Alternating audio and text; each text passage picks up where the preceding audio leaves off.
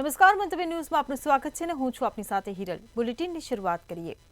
અમેરિકાથી 119 ગેરકાયદેસર વસાહતીઓને લઈને આવનારું પ્લેન આજે અમૃતસરમાં ઉતરશે। અમેરિકન પ્રમુખ ટ્રમ્પે સત્તા સંભાળતાની સાથે જ ગેરકાયદે વસાહતીઓ પર ત્રાટકવાનું શરૂ કર્યું છે। સૂત્રોના જણાવ્યા મુજબ આ પ્લેન આજે રાત્રે 10 વાગે અમૃતસરમાં ઉતરાણ કરી શકે છે। અમેરિકાએ મોકલેલા 119 ગેરકાયદેસર વસાહતીઓમાં 8 ગુજરાતીઓનો સમાવેશ થાય છે। આ પહેલા અમેરિકાએ ગયા સપ્તાહે 104 ગેરકાયદે વસાહતીઓને ભારત પરત મોકલ્યા હતા।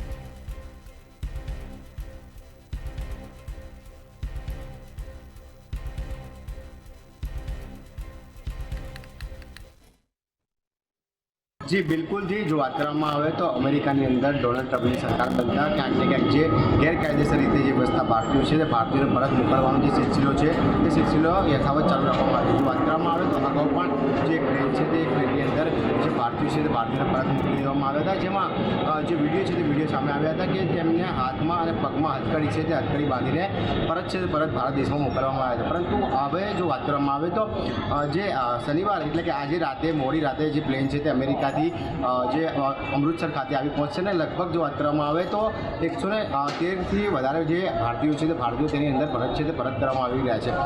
જે પ્રમાણે ગેરકાયદેસર રીતે જે ભારતીયો અમેરિકા જાય છે ને અમેરિકા જઈને પોતાનું ગુજરાન છે તે ગુજરાન ચલાવતા હોય છે, પરંતુ જે પ્રમાણે ટ્રમ્પની જે સરકાર છે સરકાર આવ્યા બાદ જે બીજો જે જથ્થો છે તે બીજો ભારતીયોનો જે જથ્થો તે અમૃતસર ખાતે મોકલવામાં આવશે। મોડી રાતે પ્લેન છે પ્લેન અમૃતસર એરપોર્ટ ખાતે પહોંચશે અને લગભગ જો વાત કરવામાં આવે તો વહેલી સવાર સુધી અલગ અલગ જે પંજાબ, હરિયાણા, ઉત્તર પ્રદેશ અને જે ગુજરાતના જે નાગરિકો છે નાગરિકોને પરત મોકલવામાં આવશે। જો વાત કરવામાં આવે તો જેમાં ગુજરાતના અમદાવાદના 8થી 9 નાગરિકો છે તેમને પણ પરત મોકલવામાં આવે છે। એટલે કહી શકાય કે જે પ્રમાણે ભારત દેશમાંથી જે લોકો ગેરકાયદેસર રીતે અમેરિકા ગયા છે તે લોકોને હવે અમેરિકા દ્વારા શોધીને પરત મોકલવામાં આવી રહ્યા છે।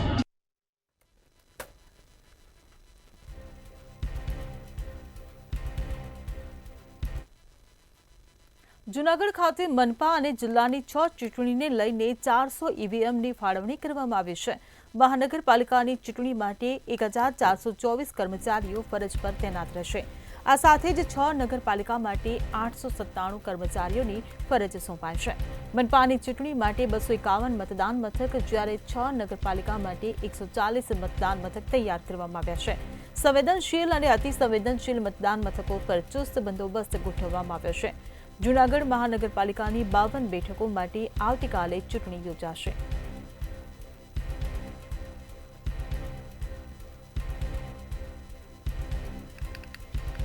તો 6 નગરપાલિકા માટે 897 કર્મચારીઓની ફરજ સોંપવામાં આવી છે। તો ઈવીએમની ફાળવણી કરવામાં આવી છે। સંવેદનશીલ મતદાન મથકો પર ચુસ્ત બંદોબસ્ત ગોઠવવામાં આવ્યો છે।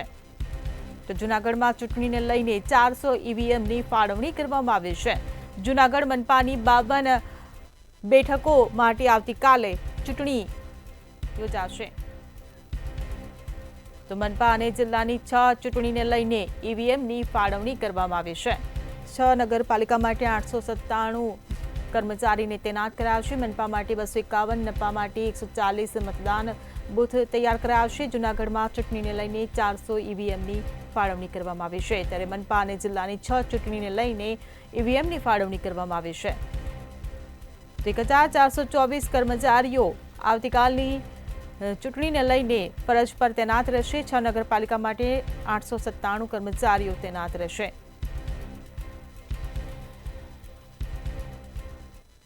જે રીતે જૂનાગઢ મહાનગરપાલિકા અને 6 નગરપાલિકાની ચૂંટણીને લઈને આવતીકાલે મતદાન થવાનું છે, જેને લઈને 400 જેટલા ઈવીએમ છે તેની ફાળવણી કરવામાં આવી છે અને હાલ ઈવીએમ જે તે મતદાન મથકો પર રવાના કરવામાં આવ્યા છે સ્ટાફની સાથે। ખાસ કરીને મહાનગરપાલિકાની ચૂંટણી માટે 1424 નો જે સ્ટાફ છે કર્મચારીઓ છે તેને તૈનાત કરી દેવાયા છે। તો બીજી તરફ 6 નગરપાલિકા માટે 897 કર્મચારીઓને ફરજ પર કામગીરી માટે સોંપવામાં આવ્યા છે। મહાનગરપાલિકાની ચૂંટણી માટે 251 મતદાન મથક છે, જ્યારે 6 નગરપાલિકા માટે 140 મતદાન મથકો આવેલા છે। જૂનાગઢ મહાનગરપાલિકાની ચૂંટણીની વાત કરવામાં આવે તો જૂનાગઢ મહાનગરપાલિકાની અંદર કુલ 15 જેટલા વોર્ડ છે, પરંતુ 2 વોર્ડ પહેલે જ બિનહરીફ થઈ જતા હાલ 13 વોર્ડ માટે આવતીકાલે મતદાન થશે। આ 13 વોર્ડ માટે મતદાન થશે, જેની અંદર ખાસ કરીને સંવેદનશીલ અને અતિ સંવેદનશીલ વિસ્તારો છે ત્યાં અને મતદાન મથકો છે ત્યાં ચુસ્ત પોલીસ બંદોબસ્ત ગોઠવી દેવામાં આવ્યો છે. બીજી તરફ જે રીતે નગરપાલિકાની ચૂંટણીની વાત કરવામાં આવે તો વંથલી, માણાવદર, બાટવા, ચોરવાડ, માંગરોળ અને વિસાવદર નગરપાલિકાની પણ ચૂંટણી યોજાવાની છે. હાલ સૌથી વધુ જુનાગઢ જિલ્લાની અંદર નગરપાલિકા અને મહાનગરપાલિકામાં રસાકસીનો જંગ જામે એવી એક ચોરવાડ નગરપાલિકાની ચૂંટણી છે કે જ્યાં એક જ પરિવારના બે લોકો આમને સામને છે અને તે પણ ધારાસભ્ય અને સાંસદ. રાજેશ ચુડાસમા એ ભાજપમાંથી સાંસદ છે અને તે પણ ત્યાં લડી રહ્યા છે. તો બીજી તરફ ધારાસભ્ય વિમલ ચુડાસમા કોંગ્રેસના જે ધારાસભ્ય છે ગીર સોમનાથના તે પણ જે ચોરવાડ નગરપાલિકાની અંદર પતિ પત્ની બંને છે તે કોંગ્રેસમાંથી લડી રહ્યા છે. હાલ આ ચૂંટણીનો માહોલ જામ્યો છે ત્યારે જુનાગઢ મહાનગરપાલિકાની અંદર પણ રસાકસી થશે. ખાસ કરીને જુનાગઢ મહાનગરપાલિકાની ચૂંટણીની અંદર 1 થી 15 વોર્ડ એટલે કે 3 અને 14 નંબરને બાકાત કરતા કુલ 13 વોર્ડની અંદર ચૂંટણી થવાની છે અને જેને લઈને તમામ વ્યવસ્થાઓ ગોઠવી દેવામાં આવી છે. તંત્ર દ્વારા પોલીસનો ચાપતો બંદોબસ્ત પણ ગોઠવી દેવામાં આવ્યો છે. બીજી તરફ ખાસ કરીને જે 24 બેઠકો વંથલી નગરપાલિકાની અંદર 28 બેઠકો, માણાવદર નગરપાલિકામાં, વિસાવદરમાં 11 બેઠકો, બાટવામાં 11 બેઠકો, વિસાવદરમાં 24, ચોરવાડમાં 24 અને માંગરોળમાં 32 બેઠકો માટેનું જે ચૂંટણી છે તે આવતીકાલે મતદાન થવાનું છે. ખાસ કરીને જે મહાનગરપાલિકાની ચૂંટણી છે જેમાં ટોટલ વાત કરવામાં આવે તો જે સ્ટાફ છે તેને રવાના કરી દેવામાં આવ્યો છે. જુનાગઢ મહાનગરપાલિકાની અંદર 251 મતદાન મથકો, તો નગરપાલિકા જે 6 છે તેની અંદર 140 મતદાન મથકો છે અને ત્યાં સંવેદનશીલ મતદાન મથકોમાં પણ હાલ જે પોલીસ દ્વારા છે તે ચાપતો બંદોબસ્ત ગોઠવી દેવામાં આવ્યો છે. જુનાગઢ મહાનગરપાલિકાની અંદર વોર્ડ નંબર 8 એ પણ એક રસાકસી વાળો છે. વોર્ડ નંબર જે 1 છે અને વોર્ડ નંબર 8, વોર્ડ નંબર 15 સૌથી રસાકસી વાળો વોર્ડ હોય તો તે વોર્ડ નંબર 15 છે. આ તમામ વિસ્તારોને જે સંવેદનશીલ અને અતિ સંવેદનશીલ મતદાન મથકો છે ત્યાં ચાપતો બંદોબસ્ત ગોઠવી દેવામાં આવ્યો છે અને પોલીસ દ્વારા છે તે ગઈકાલ રાતથી જ પેટ્રોલિંગ પણ શરૂ કરી દેવામાં આવ્યું છે. જી.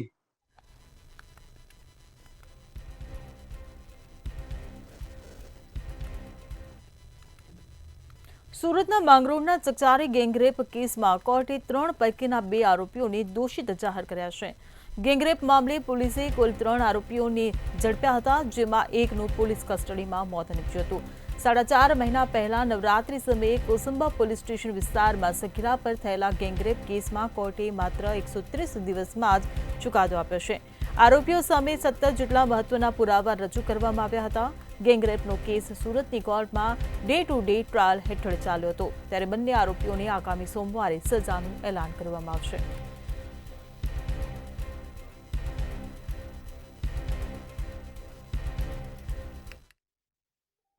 સુરતના માંગરોળમાં ગેંગરેપ મામલે સુરત કોર્ટે આરોપીઓને દોષિત જાહેર કર્યા છે. વ્યવહારિક છે કે 17 જેટલા પુરાવા તેમાં મૂકવામાં આવ્યા હતા. ડે ટુ ડે ટ્રાયલ જે છે સુરત કોર્ટમાં ચલાવવામાં આવી હતી. ઘટના હતી 7 ઓક્ટોબર રાતના 11 વાગ્યેની. માંગરોળ ખાતે આવેલા શેરડીના ખેતરમાં એક આરોપીઓ દ્વારા જે છે નાની ભોગ બનાવવામાં આવી હતી અને ત્યારબાદ આ ગેંગરેપ થયા બાદ જ પોલીસ દ્વારા જે છે આરોપીઓને ઝડપી પાડવામાં આવ્યા હતા. 3 આરોપીઓ પૈકી તપાસ દરમિયાન એક આરોપીનું જે છે મોત પણ નીપજ્યું હતું, પરંતુ આ તમામને લઈને એક મોટા સમાચાર જે છે એ મંતવ્ય ન્યૂઝ પાસે પણ જોવા મળી રહ્યા છે. વ્યવહારિક છે કે આરોપીએ જ્યારે પોતાના માલિકને ફોન કર્યો હતો ત્યારે જે કુકડાનો અવાજ હતો એ મહત્વનો પુરાવો બની ગયો હતો અને આ જ કુકડાનો અવાજ નોકર અને માલિકના ફોન જે રેકોર્ડિંગ થઈ ગયું હતું ત્યારે આ પુરાવો જે છે કોર્ટમાં મૂકવામાં આવ્યો હતો. માંગરોળના જે ગેંગરેપ કેસ છે એની અંદર સુરત કોર્ટ દ્વારા જે છે 3 પૈકી જે શિવશંકર જે છે તેનું તો કસ્ટડીમાં મોત નીપજ્યું હતું, પરંતુ 3 આરોપીઓની સામે 15 દિવસમાં 3000 પાનાની ચાર્જશીટ પણ ફાઇલ કરવામાં હતી. મુન્ના કરબલી પાસવાન, શિવશંકર લક્ષ્મણ ચોરસિયા તેમજ સજીવન ઉર્ફે રાજુ સબત વિશ્વકર્મા આ 3 પકડાયા હતા અને ત્યારબાદ 3ની જે છે પૂછપરછ પણ કરવામાં આવી હતી, જે બાદ આરોપ સાબિત થઈ જતા 3ને ડે ટુ ડે કોર્ટમાં કેસ ચાલ્યો હતો. ત્યારે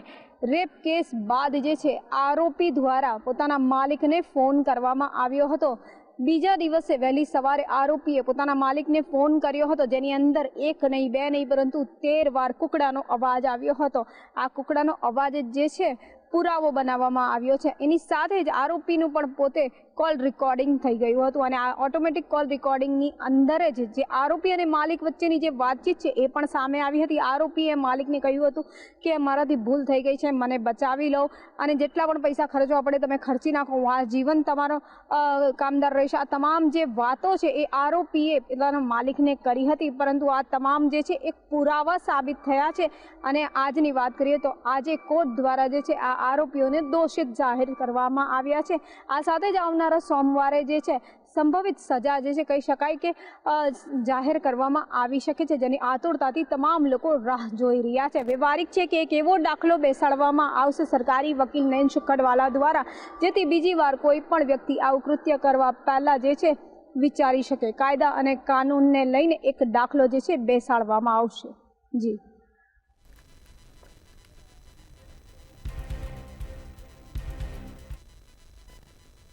જામનગરમાં ટ્રાફિક પોલીસની હેલ્મેટ ડ્રાઈવમાં વિચિત્ર પ્રકારનો કિસ્સો સામે આવ્યો છે. શહેરમાં સતત ચોથા દિવસે ટ્રાફિક પોલીસ દ્વારા હેલ્મેટ ડ્રાઈવ ચલાવવામાં આવી રહી છે, ત્યારે ડ્રાઈવ દરમિયાન બોલેરો કાર ચાલકને હેલ્મેટનો દંડ ફટકારાયો હોવાનું સામે આવ્યું છે. આજે સવારે પીડબ્લ્યુડી કચેરી ખાતે યોજાયેલ ડ્રાઈવમાં આ વિચિત્ર પ્રકારની ઘટના ઘટી હતી. બોલેરો કારની દંડની પાવતી પર હેલ્મેટ દંડ લખાયું હતું. હેલ્મેટ વિનાના 12 જેટલા કર્મીઓને પણ ₹500નો દંડ ફટકારવામાં આવ્યો હતો.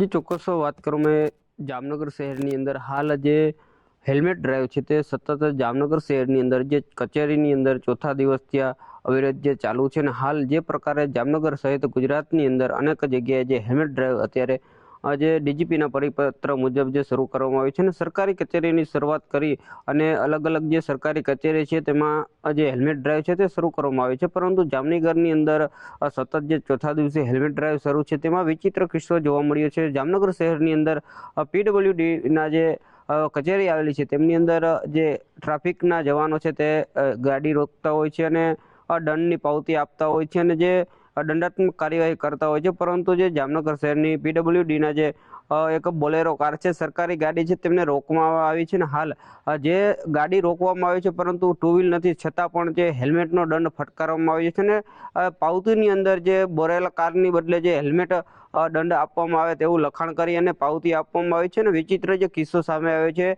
પરંતુ ક્યાંક ને ક્યાંક સવાલ એવો ઉઠે છે જે ટ્રાફિકના જે પીઆઈ છે, પીએસઆઈ છે, કઈ પ્રકારની જે કાર્યવાહી કરે છે તેની પણ એક મોટો સવાલ છે. હાલ તેમના જે મેમો આપવાની પદ્ધતિ છે તે પણ એક વિચિત્ર હોઈ શકે છે, કારણ કે જે ગાડી છે, 4 વ્હીલ ગાડી છે, છતાં પણ હેલ્મેટનો જે દંડ ભરવામાં આવ્યો છે અને જેને લઈને ક્યારે ઉપર ડીજીપી દ્વારા પગલાં લેવામાં આવશે તે પણ મોટો સવાલ છે. ને અવિરત જે સતત ચોથા દિવસે જે જામનગર શહેરની અંદર હેલ્મેટ ડ્રાઈવ શરૂ છે તેમાં ક્યાંક ને ક્યાંક આવી પણ ઉણપ જોવા મળી રહી છે.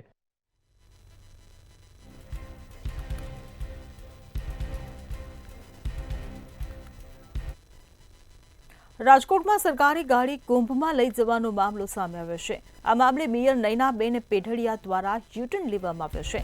તેમણે જણાવ્યું કે ફાયર ઓફિસર અમિત દવેએ પોતાની ભૂલ સ્વીકારી છે, અમારી વચ્ચે કોઈ મનદુખ છે નહીં. આ સાથે જ આ મુદ્દે દિનેશ બાંભણિયાએ જણાવ્યું કે પાટીદારની દીકરી હોવાથી મેયરને નિશાન બનાવાયા છે, ત્યારે નયનાબેન પેઢડિયાએ પાટીદાર સમાજ સાથે આ મુદ્દાને જોડવામાં ન આવે તેવું જણાવ્યું હતું.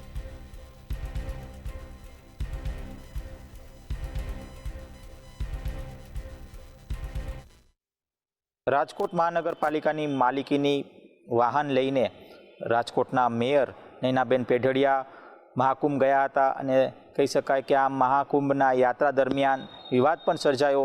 શા કારણે તેઓ રાજકોટ કોર્પોરેશનની માલિકીની વાહન લઈ ગયા છે, આ પ્રકારની એક વાત ક્યાંક ને ક્યાંક વિપક્ષે પણ ઉપાડી હતી.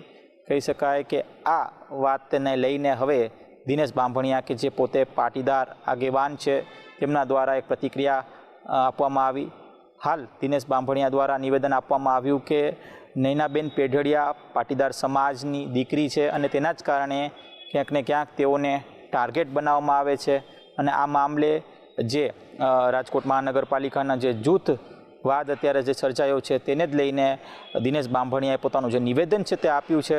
ખાસ આ પ્રકારનું જે જૂથવાદ છે તે ન હોવું જોઈએ અને ખાસ નૈનાબેન પેઢડિયા એક પાટીદાર સમાજના દીકરી છે, તો શા કારણે તેઓને ટાર્ગેટ બનાવવામાં આવે છે અને શા કારણે તેમની પાછળ ષડયંત્ર રચવામાં આવે છે, આવી વાત પોતાના નિવેદનમાં તેઓએ કર્યું હતું। ત્યારે ચોક્કસથી સવાલ ક્યાંક ઊભા થઈ રહ્યા છે।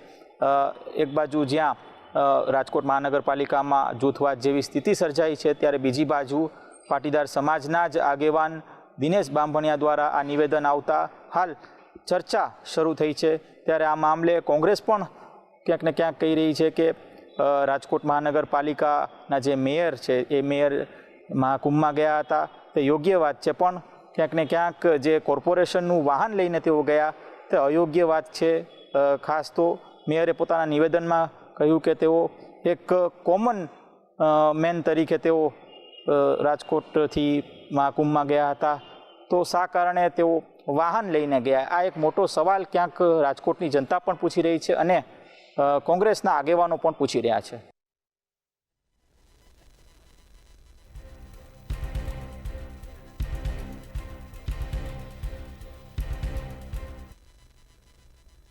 અમદાવાદમાં અસામાજિક તત્વોનો આતંક વધ્યો છે। શહેરમાં કૃષ્ણનગર વિસ્તારમાં ઉમિયા ગોલ્ડ પેલેસમાં અસામાજિક તત્વોએ ઘૂસવાનો પ્રયાસ કર્યો। જ્વેલર્સના માલિક પર હુમલો કરવા એક શખ્સ ખુલ્લેઆમ હાથમાં છરી લઈને દુકાનના કાચના બારણા તોડવા પ્રયાસ કર્યો। કેટલાક લોકોએ આ શખ્સને અટકાવવા પ્રયાસ કર્યો, તેમ છતાં આ શખ્સે હુમલો કરવાની ધમકી આપતા જ્વેલર્સના માલિકે તાત્કાલિક પોલીસને જાણ કરી।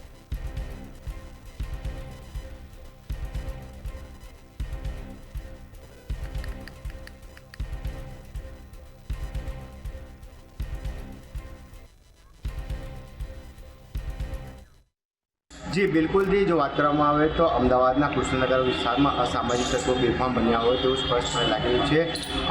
કૃષ્ણનગરમાં આવેલી ઉમિયા જ્વેલર્સ છે, તો ઉમિયા જ્વેલર્સની બહાર પાર્કિંગ કરવા જેવી સામાન્ય બાબતને લઈને ક્યાંક ને ક્યાંક જે અસામાજિક તત્વો છે તેમના દ્વારા ઉમિયા જ્વેલર્સના માલિક છે તે માલિક પર છરીથી હુમલો છે તે હુમલો કરવામાં આવ્યો। તો સમગ્ર ઘટના છે તે ઘટના સીસીટીવીમાં કેદ થઈ હતી। ત્યારબાદ ઉમિયા જ્વેલર્સના માલિક દ્વારા જે પોલીસ છે તે પોલીસ કંટ્રોલમાં ફોન કરવામાં આવ્યો, તો પોલીસ તાત્કાલિક છે તે ઘટના સ્થળ પહોંચી ગઈ। પરંતુ જે પ્રમાણે કૃષ્ણનગર વિસ્તારમાં જે અસામાજિક તત્વો છે કે જો પોતે જે છરીઓ અને અલગ પ્રકારના ગંભીર હથિયારો છે પોતાની સાથે રાખીને ફરે છે, ક્યાંક ને ક્યાંક વેપારીઓ છે તે વેપારીઓને ડરાવી અને ધમકાવવાના પ્રયત્ન છે તે કરવામાં આવી રહ્યા છે। એટલે કહી શકાય કે હાલમાં તો જે પ્રમાણે કૃષ્ણનગર પોલીસ દ્વારા જે વેપારી પર જે હુમલો થયો હતો તેને લઈને પોલીસ ફરિયાદ છે તે ફરિયાદ નોંધવામાં આવી છે અને આરોપીને ઝડપી પાડવા માટે ચક્રો છે તે ગતિમાન કરવામાં આવે છે।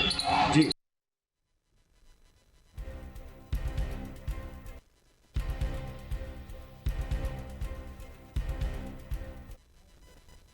વડોદરા રેલવે સ્ટેશન ખાતેથી 18 કિલો ગાંજો ઝડપાયો હોવાનું સામે આવ્યું છે।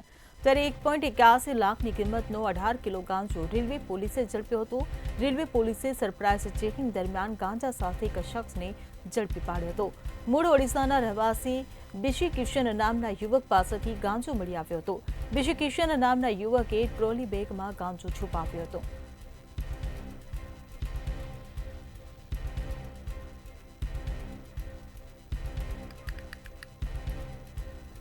તો 18 કિલોના ગાંજા સાથે પોલીસે એક શખ્સને ઝડપી પાડ્યો હોવાની ઘટના વડોદરાથી સામે આવી છે। ટ્રેનમાં ગાંજાની હેરાફેરી કરવામાં આવી રહી હતી, ત્યારે ઓડિશાના રહેવાસી બિશી કિશન પાસેથી આ ગાંજો મળી આવ્યો છે।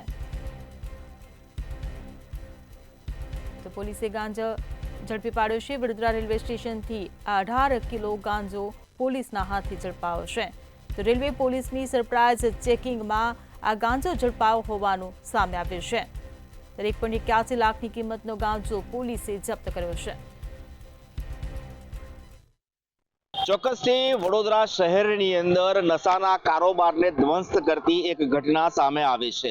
શહેરના રેલવે પોલીસ વિભાગ દ્વારા રેલવે સ્ટેશનના પ્લેટફોર્મ નંબર 2 પરથી મોટી સંખ્યાની અંદર ગાંજાના જથ્થાને એક યુવક સાથે ઝડપી પાડવામાં આવ્યો છે। જી હા, તમને જણાવી દઈએ, વડોદરા રેલવે સ્ટેશનના પ્લેટફોર્મ નંબર 2 ઉપર રેલવે પોલીસ દ્વારા સઘન કામગીરી ચેકિંગની હાથ ધરવામાં આવી હતી। કામગીરી દરમિયાન પ્લેટફોર્મ નંબર 2 ના એક બાકડા ઉપર શંકાસ્પદ ઈસમ જણાઈ આવ્યો હતો. આ યુવકને ક્યાંથી આવ્યો છે, ક્યાં જવાનો છે તે અંગેની રેલવે પોલીસ દ્વારા પૂછપરછ કરતા તેની પાસેથી એક શંકાસ્પદ ટ્રોલી બેગ મળી આવી હતી. અલબત્ત આ ટ્રોલી બેગની પોલીસે તપાસ કરતા તેમાં માતબર કહી શકાય એવા ખૂબ મોટા પ્રમાણની અંદર જંગી જથ્થો જે કહી શકાય એવો 18.450 કિલોનો ગાંજાનો જથ્થો મળી આવ્યો હતો, જેની બજાર કિંમત 1.81 લાખ જેટલી થાય છે. મહત્વની વાત છે કે ઓરિસ્સાથી આ ગાંજો વડોદરા સુધીને આવ્યો હતો, એટલે ક્યાંક ને ક્યાંક વડોદરાને ગાંજાનો જથ્થો ઠાલવવાનું એક જે નેટવર્ક છે એનું એપી સેન્ટર બનાવવામાં આવ્યું હોય એમ લાગી રહ્યું છે.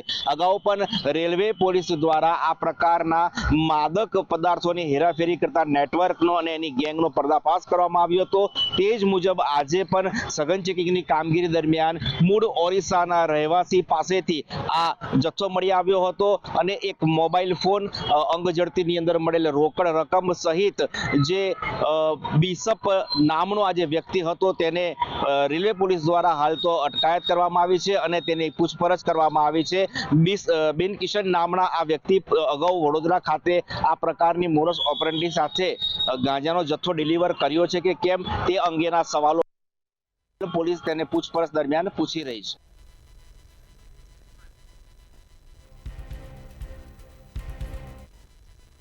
ગાંધીનગરમાં વિવિધ કાર્યવાહીને ઓનલાઈન અને સરળ બનાવવા વેબ પોર્ટલ લોન્ચ કરવામાં આવે છે. ત્યારે મુખ્યમંત્રી ભૂપેન્દ્ર પટેલે આ રેરા ટ્રિબ્યુનલની યુઝર ફ્રેન્ડલી વેબ પોર્ટલનું લોન્ચિંગ ટ્રિબ્યુનલના ચેરમેન નિવૃત્ત ચીફ જસ્ટિસ RM છાની ઉપસ્થિતિમાં કર્યું. આ વેબ પોર્ટલ કાર્યરત થતાં હાલ જે સંબંધિત પક્ષકારો દ્વારા રેરા ટ્રિબ્યુનલમાં રૂબરૂ આવીને અપીલ કાર્યવાહી કરવામાં આવે છે. ગુજરાત રિયલ એસ્ટેટ એપલેટ ટ્રિબ્યુનલની કાર્યવાહી ઓનલાઈન થશે અને આ ઓનલાઈન વેબસાઇટનું આજે મુખ્યમંત્રી ભૂપેન્દ્રભાઈ પટેલે તેમના નિવાસ સ્થાનેથી લોન્ચિંગ કર્યું છે, જેના કારણે રેરાને લગતી 17 સેવાઓ હવે ઓનલાઈન ઉપલબ્ધ થશે. જોકે નાગરિકોની સુવિધા માટે આ ઓનલાઈન સેવાથી અનેક સાનુકૂળતા આવશે, એટલું જ નહીં સમયનો પણ બચત થશે તેવો એક દાવો કરવામાં આવી રહ્યો છે. આ સમગ્ર કાર્યક્રમ અંગેની વિગતોમાં જોવા જઈએ તો ગુજરાતના મુખ્યમંત્રીએ આ ઓનલાઈન સેવા લોન્ચિંગ કરી છે. great.gujarat.gov.in નામના વેબ પોર્ટલને લોકાર્પણ કરવામાં આવ્યું હતું.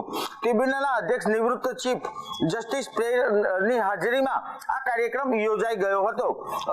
અપીલ કરવાની કાર્યવાહીની બાબત જો જોવા જઈએ તો ઓનલાઈન આ પદ્ધતિથી કામગીરી કરવામાં આવશે.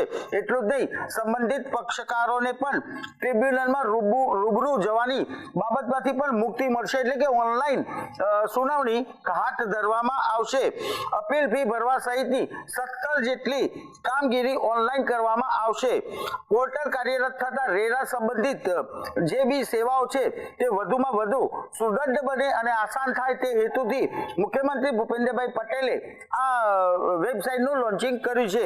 આપણે ખાસ જણાવી દઈએ કે અપીલ ફાઇલિંગ અને નોંધણી ફી અને ડિપોઝિટ પણ ઓનલાઈન ચૂકવણી કરવામાં આવશે.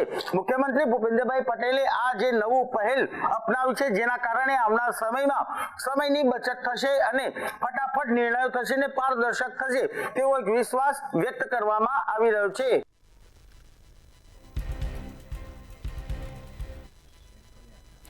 મહેસાણા કલેક્ટર કચેરીએ અજાણ્યા ઇસમ દ્વારા આત્મવિલોપનની ચીમકી આપી હોવાનું સામે આવ્યું છે. ત્યારે આત્મવિલોપનની ચીમકીના પગલે પોલીસ વિભાગ દોડતું થઈ ગયું છે. આત્મવિલોપનની ચીમકીને લઈને કલેક્ટર કચેરીએ પોલીસ બંદોબસ્ત ગોઠવવામાં આવ્યો છે. પોલીસની સાથે મહેસાણા ફાયર ટીમ પણ ગોઠવાઈ ગઈ છે.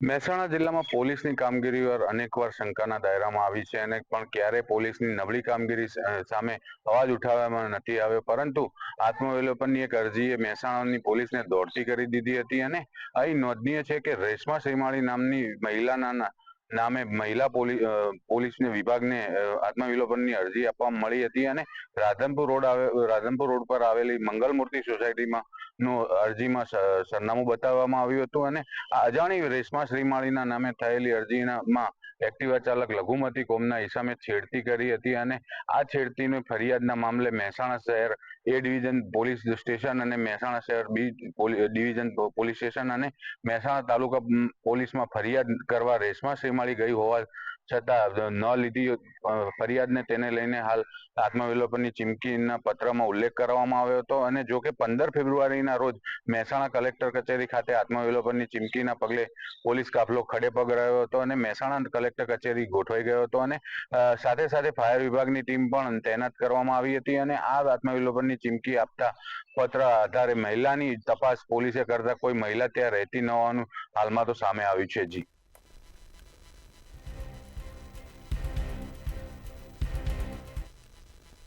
કચ્છના ટકા સિરીઝની ગાર્મેન્ટ કંપનીમાં લાગેલી આગ હજુ પણ યથાવત જોવા મળી રહી છે. ત્યારે આજે બીજા દિવસે પણ ફાયર વિભાગ દ્વારા આગને કાબૂમાં લેવા પ્રયત્ન કરવામાં આવી રહ્યા છે. ગાંધીધામના કંડલા ઇકોનોમિક ઝોનની 2 કંપનીમાં આગ લાગી છે.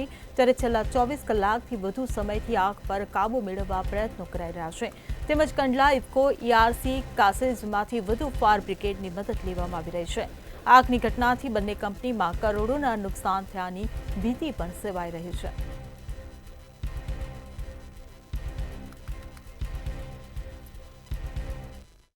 કંડલાના કાસેજમાં જે રીતના આગનો બનાવ બન્યો છે તેમાં ફાયર વિભાગ છે તેમાં દોડધામ મચી જવા પામી છે. આ સમગ્ર બનાવ છેલ્લા 24 કલાકથી આગનો બન્યો છે, જેમાં ક્યાંક ને ક્યાંક જે ફાયર વિભાગ છે તેમના દ્વારા હાલ આગ ઉપર કાબૂ મેળવવાનો પ્રયત્ન કરવામાં આવી રહ્યો છે. તો સાથોસાથ જે અન્ય ફાયર વિભાગ છે તેમની ટીમોને પણ જાણ કરવામાં આવ્યો છે.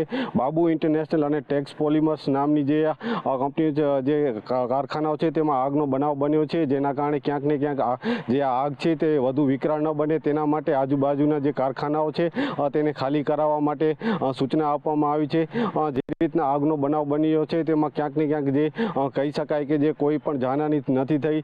તો સાથોસાથ જે રીતના જે કાસેજમાં આગનો બનાવ બન્યો છે જેના કારણે ક્યાંક ને ક્યાંક કારખાનાઓ છે તેમને મોટું નુકસાન થયું છે.